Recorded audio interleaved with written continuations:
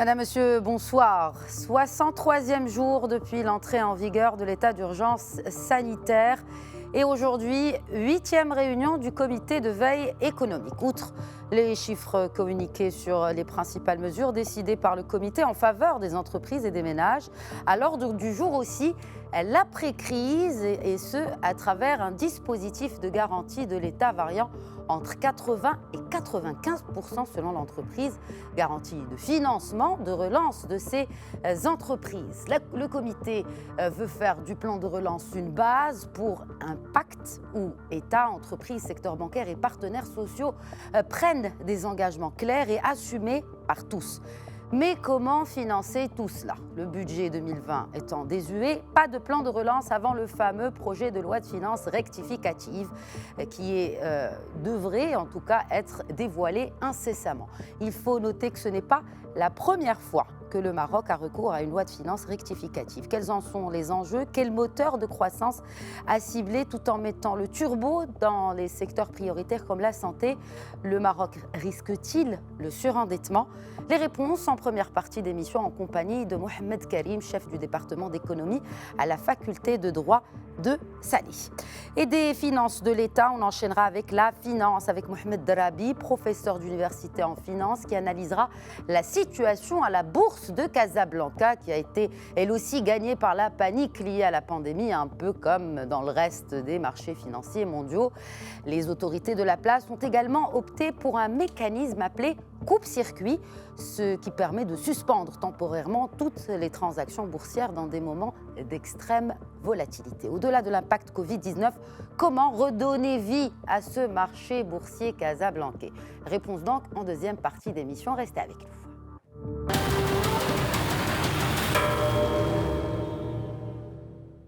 Et comme annoncé lundi par le chef du gouvernement, un projet de loi de finances rectificative est en gestation. Quelles seront les grandes lignes de cette nouvelle feuille de route financière pour le reste de l'année? Élément de réponse avec Hicham Razouani. La loi de finances rectificative annoncée par le chef du gouvernement est très attendue. Le gouvernement y travaille d'ailleurs actuellement. Ces grandes orientations doivent être fixées en Conseil des ministres avant d'être présentées en Conseil du gouvernement pour ensuite être approuvées par le Parlement. Une chose est sûre, la croissance sera loin des 3,5% prévus pour 2020. Même le scénario d'une progression de 2% du PIB semble peu probable. Après les 0,7% de croissance enregistrée au premier trimestre, la chute a été abyssale au deuxième trimestre, avec une régression prévue de moins 6,8%. Même une reprise de l'activité après le déconfinement annoncé au 10 juin ne permettra pas de rattraper les pertes engendrées par le coronavirus. Des secteurs phares comme le tourisme et le transport sont frappés de plein fouet. À cela s'ajoute la sécheresse et la baisse déjà palpable de la consommation intérieure. Le gouvernement doit donc revoir sa copie en ce qui concerne la croissance, mais également le déficit budgétaire, sans parler de la baisse des recettes fiscales et éventuellement du budget d'investissement. Sur le plan international, le Royaume devra s'adapter à la nouvelle configuration des chaînes de valeur mondiale en attirant à grande échelle des investissements internationaux en recherche de nouveaux centres de production à proximité des marchés européens et africains. Et depuis Salé par Skype, Mohamed Karim, chef du département d'économie à la faculté de droit de Salé. Bonsoir, professeur Mohamed Karim. Bonsoir, madame. Merci pour votre invitation, Ramadan Karim. Ramadan Karim et Eid Moubarak pour le coup, à vous aussi. Oui. Donc merci d'avoir accepté notre invitation. Ma première question, avant de parler des bases, n'est-ce pas, de ce projet de loi de finances rectificative, pourquoi le Maroc, contrairement à d'autres pays, n'a pas souvent recours aux lois de finances rectificatives, sachant qu'il n'y a pas que l'effet de coronavirus, mais il y a aussi un élément qui revient plusieurs fois, celui de la sécheresse, par exemple. Oui, effectivement. Depuis 30 ans, le Maroc n'a pas déposé une loi de finances rectificative. Par contre, si on prend quelques pays d'Europe, chaque année, ça devient un rituel, une loi rectificative au premier trimestre, au semestre. Même les pays membres de l'UEMOA, l'Union monétaire de l'Ouest africaine, ils déposent aussi parfois des lois de finances rectificatives. Alors, à mon avis, et de par mon expérience, il y avait des occasions qui étaient offertes au Maroc pour déposer des lois de finances rectificatives et ça n'a pas été fait. Alors, je prends l'exemple de l'année, du deuxième semestre de l'année 2000, où la première opération de privatisation de 35% de Salat al-Maghrib à l'époque, l'opération n'a pas eu lieu, elle a été reportée à 2001. Et pourtant, les ordonnateurs, ils ont continué à engager les crédits et on n'a pas déposé. Et puis, la conséquence étant, en fin d'année 2000, Oui. il y avait une accumulation d'arriérés de l'équivalent de 13 milliards de dirhams. Donc ce n'est pas la première fois que le Maroc a recours à une loi de finances rectificative. Depuis 30 ans, aucune, jamais. Aucune depuis jamais. 30 ans. Super. Depuis Alors, 30 ans, oui, effectivement. selon vous, oui, bien sûr. Je suis en train de citer les occasions qui normalement devaient être saisies pour déposer de lois de finances rectificatives et qui n'ont pas été faites. Très bien. Comment un budget, justement, peut répondre aux priorités, notamment les dépenses en santé, tout en, bien sûr, relançant la machine économique et la croissance? Alors, donc, il y avait des hypothèses qui n'étaient pas respectées, mais il y avait une hypothèse ou deux, ou quelques changements de crédit. Mais par contre, pour 2020, toutes les hypothèses ont été transgressées et les enveloppes aussi, ils ont changé. Donc toutes, vraiment, à tel point qu'on ne se permet pas de ne pas déposer une loi de finances rectificative. Vous avez dit pourquoi? Parce que la loi organique des finances de 2015, il y avait un article qui n'est pas très clair.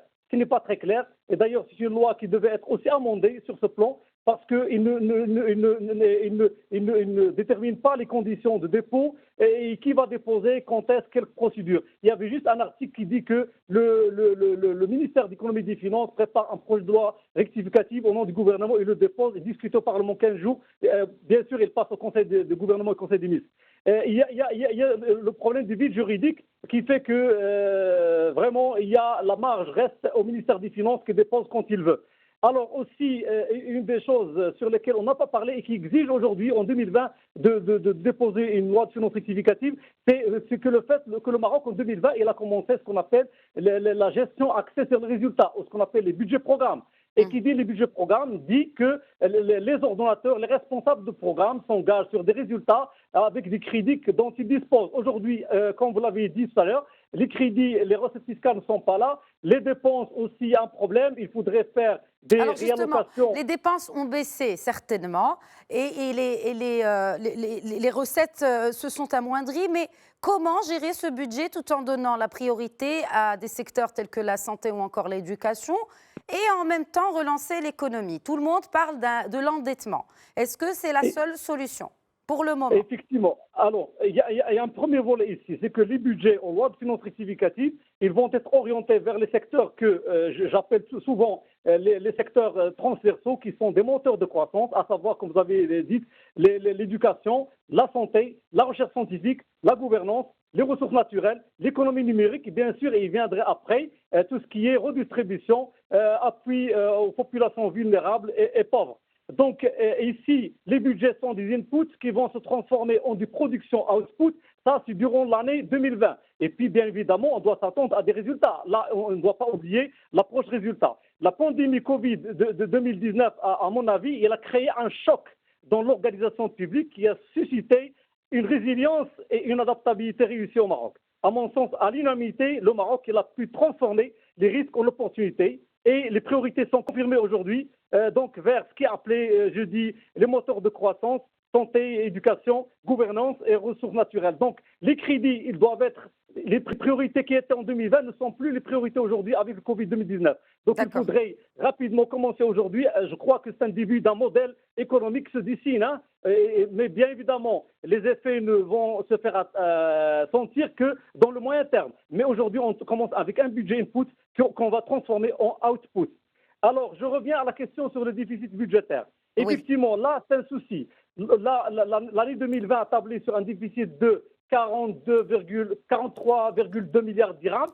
Là, effectivement, il faudrait, le déficit, on est passé durant toute la période, dans tous les 30 ans, d'une politique affirmée d'équilibre budgétaire à une politique acceptée des déficits budgétaires, mais un déficit qui doit être soutenable, tenable, supportable. Donc on peut s'endetter, mais à condition que le taux d'intérêt soit... Professeur Karim, qu'est-ce que vous appelez par un déficit budgétaire soutenable? Un déficit budgétaire soutenable, c'est-à-dire un déficit qu'on arrive à financer, c'est-à-dire qu'on doit rester solvable. On peut accepter aujourd'hui au Maroc une politique de relance parce que là, c'est vraiment obligatoire. Mais quel est le pourcentage du déficit? Quel est le pourcentage de la dette publique pour que le déficit soit soutenable? Le pourcentage arrêté en loi de finances 2020, 3,5. Mais on peut, avec la crise, on peut aller jusqu'à 5, il n'y a pas de souci. D'ailleurs, en 2012, si vous vous rappelez, à la veille du printemps arabe, on est arrivé à 7%. Et on l'a financé, et puis les problèmes, la résorption de la colère sociale a été absorbée. Aujourd'hui, en période de crise, nous devons opter pour une politique budgétaire qui s'appelle contracyclique.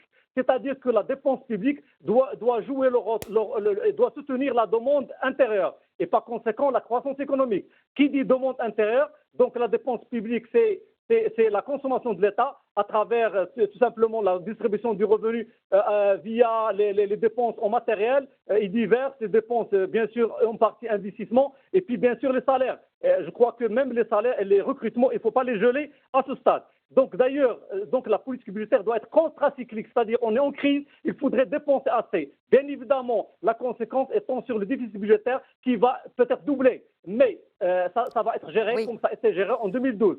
Très bien. Alors, professeur Karim, pour beaucoup d'observateurs, si l'État intervient davantage pour sauver les meubles, cela risque de conduire vers la défaillance, justement, et le programme d'ajustement structurel pour quelques chercheurs, on évoque même ce PAS, ce programme d'ajustement structurel des années 80. Qu'en pensez-vous ? On est très loin du programme d'ajustement structurel. Je vais vous dire pourquoi. Parce que 2012, déjà, on était avec 7% du déficit du PIB. Et aujourd'hui, avec un objectif en 5 ans de 3, on est arrivé à 3. Donc c'est gérable. Alors je crois qu'il faudrait rompre avec les prescriptions des FMI. Le Maroc a besoin aujourd'hui de deux politiques. Politique budgétaire de dépenses avec un déficit qui est finançable et une politique monétaire aussi. Il ne faut pas oublier la politique monétaire. La politique monétaire va jouer le rôle de relance aussi parce qu'il va aider. C'est une politique monétaire accommodante. Là, il faudrait continuer à baisser le taux d'intérêt directeur au niveau de la politique monétaire. Mais le problème étant dans les banques, les banques ne traduisent pas les orientations de la Banque du Maroc. Alors, il faudrait faire quoi? Il faudrait injecter encore des liquidités dans l'économie à travers des mécanismes non conventionnels de politique monétaire au niveau de la Banque al-Maghrib, à travers peut-être ce qu'on appelle l'open market. C'est-à-dire que la Banque du Maroc va intervenir sur le marché secondaire en achetant des titres et va injecter des dirhams. Il faut continuer à financer l'économie. Pourquoi de l'autre côté? Parce que n'oublions pas que si le déficit budgétaire, on se permet 5% du PIB, il y aurait une pression sur le marché interbancaire sous forme de bons de trésor que l'État vraiment il vend pour le bancaire et le non bancaire. Et il va y avoir une remontée de taux d'intérêt. Et pour garder le taux d'intérêt bas, il faudrait que la Banque al-Maghrib vraiment s'associe et avec ses politiques monétaires. Il a d'ailleurs beaucoup d'instruments. Entre autres aussi, c'est la diminution de la réserve obligatoire. Très intéressant votre analyse. Nous allons passer, si vous le permettez, professeur Mohamed Karim, aux questions de nos téléspectateurs à travers Facebook. Vous pouvez d'ailleurs interagir avec nous via le hashtag question écho. Et la première par Mustapha. Serait-il possible de nationaliser les entreprises industrielles marocaines qui risquent de fermer ou mettre la clé sous la porte pour éviter une crise sociale? Alors, je réponds à la question. Oui, bien sûr, professeur. Donc voilà, parce que je crois que je vais attendre d'autres questions. Alors, pour la nationalisation, effectivement, la crise du Covid-19, comme j'ai dit tout à l'heure, il nous a fait apprendre beaucoup de choses. Et d'ailleurs, universellement, la politique industrielle, il n'a jamais été une affaire du privé. C'était une orientation, il est orienté, il est conçu par l'État et il est orienté par l'État. Et d'ailleurs, en industrie, effectivement, ça demande des fonds colossaux. C'est une occasion, effectivement. C'est vrai que dans le cadre du partenariat public-privé, on associe le privé, mais je crois que la crise de Covid-19 a montré que l'État est désormais considéré comme le seul rempart face à cette crise humanitaire et la faillite du système. Très bien. Donc, je crois qu'il faudrait nationaliser, effectivement. Il n'y a pas que les industries qu'il faut nationaliser. Il faudrait nationaliser aussi l'éducation, et il faut nationaliser la santé. Et vous avez vu comment ils se Oui. sont comportés les lobbies des cliniques et lobbies des écoles privées et aussi des banques, hein, il ne faut pas oublier. Donc je crois Parfait. qu'on a Alors, besoin je pense encore de beaucoup d'États. oui, qu'on a répondu à la première question. Passons à la deuxième, si vous le permettez, professeur Karim. Alors, c'est le même internaute qui demande les dernières études sur l'économie mondiale parlent d'un déménagement des multinationales de la Chine ou une relocalisation, en tout cas, de ces industries. Comment le Maroc peut-il attirer ces entreprises en se donnant le statut de pays sans risque face aux chocs majeurs? Effectivement, le Maroc, il a beaucoup d'atouts dans ce sens. D'ailleurs, c'est un des pays les premiers en Afrique qui arrive à drainer et à attirer des investissements directs étrangers. Voilà pourquoi, parce qu'il y a déjà des avantages fiscaux dans le cadre des zones franches, et il y a aussi une main-d'œuvre qui est abondante, et il y a la stabilité politique.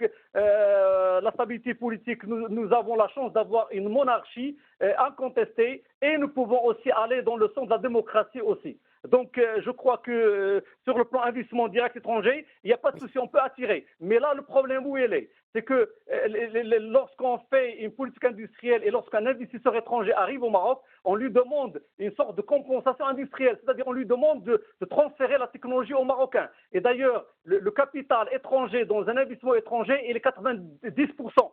Le capital marocain, il est faible. Et à la fin, on se retrouve avec un investissement étranger qui crée l'emploi, mais les plus-values sont ramenées à l'extérieur. Et surtout, s'il vous plaît, et surtout que nous avons des talents, nous avons des compétences. On n'a pas besoin des investisseurs étrangers nous donner la technologie. On l'a, on doit faire confiance dans nos compétences marocaines. Très bien, merci beaucoup professeur Mohamed Karim, chef du département d'économie à la faculté de droit de Salé, d'avoir répondu à nos questions et aux questions de nos fidèles téléspectateurs. Merci beaucoup. Voilà, c'est la fin de la première partie. Passons sans plus attendre à la deuxième.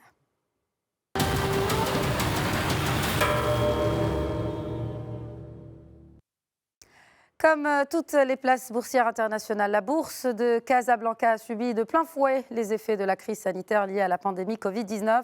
La panique s'est emparée de la place boursière dès les premières semaines du mois de mars, soit juste après l'annonce du premier cas de contamination au Maroc. Mais elle commence à reprendre des couleurs. Les détails avec Hicham Razouani.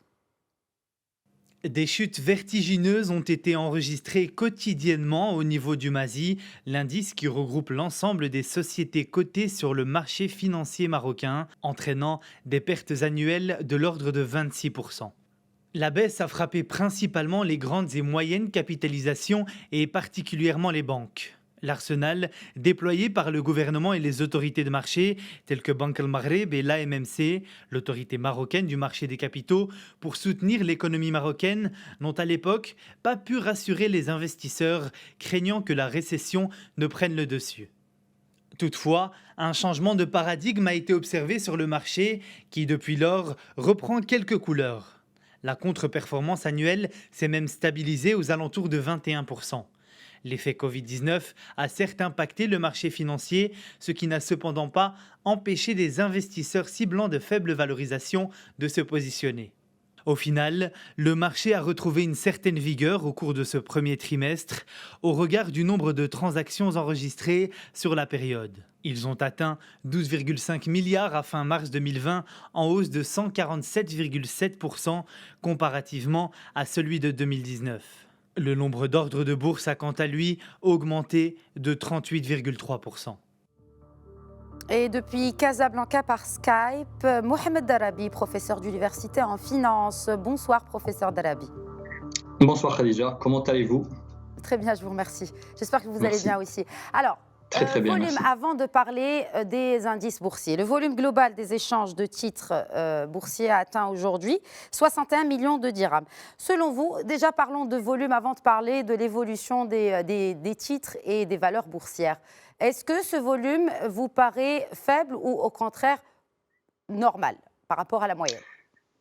Par rapport à la moyenne, on va dire toujours faible parce que la moyenne qu'on souhaite pour le marché de Casablanca, elle est plus que ça. Pourquoi? Parce que pour toutes les raisons que tout le monde connaît aujourd'hui, lorsqu'on fait un diagnostic du marché boursier, on s'aperçoit que c'est un marché où le flottant disponible est très faible, c'est un marché très étroit. Exact. Le nombre de sociétés cotées, ils sont une faible cotation avec une concentration des transactions, des volumes de transactions sur quelques sociétés, pas l'ensemble. un marché de l'avis de plusieurs experts un peu cher par rapport aux marchés émergents, comparables au marché de Casablanca. Le PER est aux alentours de 18, alors sachant que dans d'autres pays similaires, il ne dépasse pas 16, un grand maximum.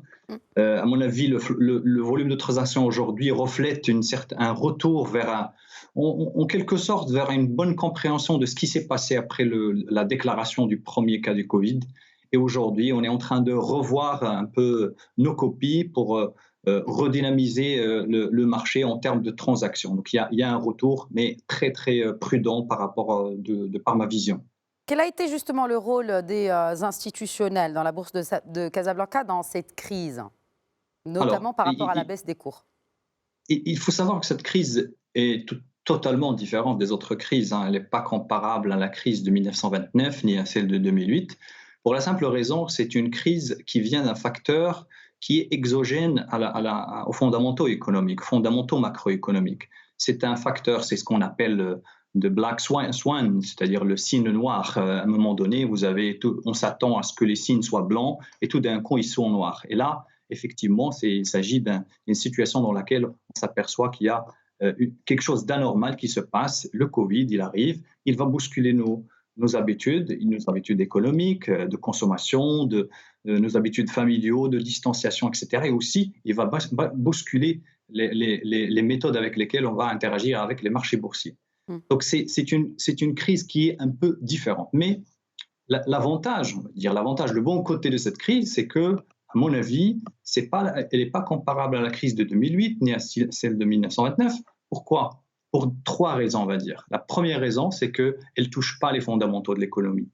Les entreprises, ils subissent la baisse de la demande, et donc ça se voit sur leur chiffre d'affaires, ça se voit sur le volume de transactions. Les entreprises sont dans situation normale, sans le Covid, ils sont en bonne santé. Ce n'est pas une crise de liquidité. On a un problème de liquidité sur le marché, comme en 2008, il y a subprime. Il n'y a pas des méchants dans cette crise, comme en 2008, il y avait des méchants, des gens qui sont cupides, qui ont essayé de prendre le maximum, de gagner le maximum. Je me permets de vous interrompre. Le grand méchant, Professeur je finis. Oui, bien sûr. Le grand méchant dans cette crise, c'est le Covid, c'est le coronavirus. Oui, mais il y a des secteurs qui tirent leur épingle du jeu, notamment les télécoms ou encore les agro... J'y arrive. Il y a des secteurs qui ont résisté. Pourquoi ? Ils développent une certaine résilience des valeurs refuges, c'est-à-dire la consommation agroalimentaire, le télécom, quelques, on va dire, entreprises en technologie. C'est normal, pourquoi ? Parce que l'être humain, par nature, dans la pyramide de consommation des Maslow, il y a plusieurs besoins. Le premier besoin auquel on va tous s'attaquer lorsqu'il y a une crise, il y a une panique, c'est les besoins de consommation. Ça, l'agroalimentaire, ça va bien, tout marche. Mais malheureusement, le marché, l'économie en général, le modèle économique n'est pas fait que de l'agroalimentaire. Il y a des industries qui ont beaucoup souffert, des industries telles que le secteur bancaire. Le secteur bancaire, il a beaucoup souffert, des baisses spectaculaires dans certaines valeurs. Donc, je dirais la comparabilité par d'autres crises n'est pas la même. Donc, elle a touché certains secteurs, pas l'ensemble des secteurs. Certes, il y a des contagion effects, des effets de contagion entre les valeurs, mais ça reste une crise qui est, à mon avis, différente. Alors pourquoi elle est différente ? Et la sortie de la crise doit être aussi conçue de façon différente. Et on en parlera peut-être dans un autre axe. Mais je voulais insister que c'est pas... Comment envisagez-vous l'après-crise pour la bourse de Casablanca qui, on le suit depuis quelques années, vraiment a du mal à intéresser les investisseurs, les petits porteurs, encore moins des entreprises qui s'introduisent en bourse, tout simplement? Alors, moi je vais répondre avant cela. J'aimerais qu'on mette un peu les éléments dans leur contexte. Le marché boursier de Casablanca, depuis longtemps, c'est un marché qui demande à être soutenu par les autorités, par par le marché financier en général. Il y avait beaucoup de travaux qui ont été faits en termes d'organisation. C'était un marché exemplaire en termes de microstructure organisationnelle, en termes d'efficience, d'efficacité des transactions. Il est un modèle dans la région. Il est leader dans la région aussi. C'est l'une des places, la deuxième ou troisième place boursière de la région. Donc, il est fondamentalement important qu'il fait partie du développement du marché financier, marché des capitaux au niveau national. Il doit être là pour plusieurs raisons. D'abord, c'est l'image de notre marché financier. Aujourd'hui, beaucoup d'analystes ne savent pas calculer quel est le coût de la crise sur l'économie. On fait des estimations, mais le premier élément qu'on peut regarder immédiatement, là, tout de suite, c'est la baisse de l'indice. Il a baissé de combien? Ça nous donne une vraie indication sur l'impact de cette crise sur les fondamentaux des sociétés cotées. Je dis bien les sociétés cotées. Donc, pour sortir de la crise, moi je pense, à mon avis, on va sortir très rapidement. Pourquoi? Parce que imaginez que demain, il y a une déclaration, une annonce on trouve un vaccin. Qu'est-ce qui va arriver au marché financier? Tout le monde va se ruer vers ces valeurs qui sont aujourd'hui à bas prix. Donc, tout le monde va les acheter.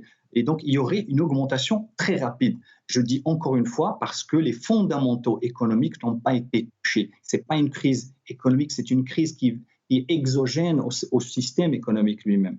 Elle n'est pas inhérente au système comme les autres crises. Alors, dans le plan de relance que va annoncer le ministre des Finances bientôt, j'espère qu'il va y avoir une composante importante pour le marché boursier. J'espère qu'il y aurait une relance économique avec et en compagnie du marché boursier. Le marché boursier, c'est un bon élève du marché des capitaux marocain. C'est un des éléments, une dimension importante dans notre marché, ne serait-ce que pour l'image de ce pays, ne serait-ce que pour le marché financier lui-même, qu'il soit complètement complété. Peut-être des levées de capitaux aussi pour l'après-crise. Merci beaucoup, professeur Mohamed Darabi. Malheureusement, le temps d'émission s'est écoulé. Merci d'avoir répondu à nos questions. Avec plaisir. Merci. Merci à tous de nous avoir suivis. C'est la fin de Questions Écho. Je rappelle que vous pouvez interagir avec nous via le hashtag Questions Écho. Nous poserons vos questions à nos invités. Vous retrouverez les thématiques sur la page Facebook de Média TV. À demain. D'ici là, très bonne suite des programmes sur notre antenne et prenez bien soin de vous.